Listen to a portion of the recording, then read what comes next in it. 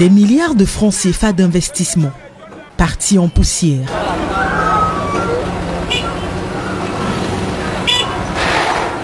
De la colère, des larmes, en n'en plus finir.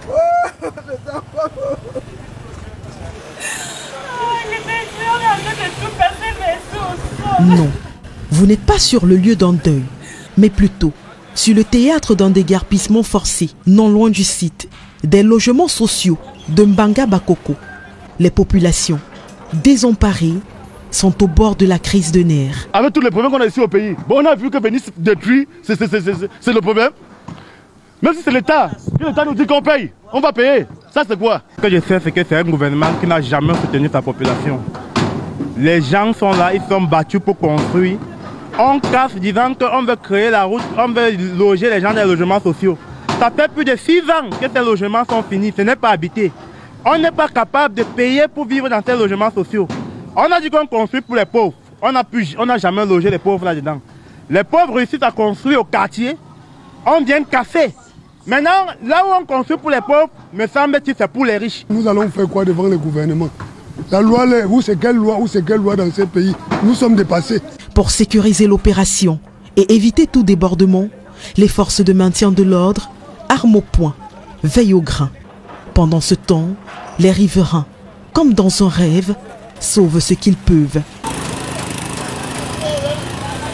Des femmes qui pleurent, s'effondrent. Des hommes qui tempêtent. C'est la grande émotion. En pleine période de crise sanitaire, aux grosses conséquences financières. Pourtant, les autorités confirment, il n'y aura aucun dédommagement pour personne. Vu que tout le monde ici s'est installé illégalement sur le terrain de l'État. Et suite au message porté du Minju après sa visite la semaine passée dans les logements sociaux de Mbanga Bakoko, ici présentement à Yassa, elle a instruit qu'on fasse déguerpir les populations qui occupent anarchiquement les logements sociaux de Yassa, où nous nous trouvons.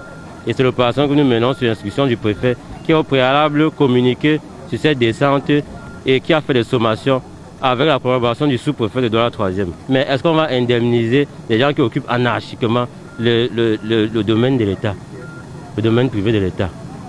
Ça ne peut pas se faire. Ils doivent libérer ce site et c'est ce que nous sommes en train de leur faire faire. Il s'agit là d'un autre déguerpissement qui met à nu les grands mots qui minent le Cameroun. Laisser les populations s'installer pour ensuite les détruire, jetant ainsi aux orties des années d'économie, voire des millions de francs CFA de dettes, difficile de s'en remettre.